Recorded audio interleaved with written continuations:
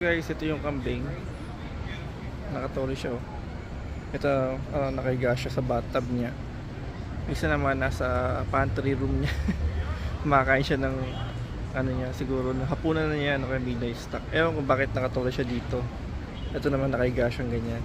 So nakakita tayo ng kambing. Finally, no? Dito nakakita ng kambing, ito nakakita ng kambing. So pwede siyang gawing kapukan. Ay, kapukan to si Calderito kaya papahitan.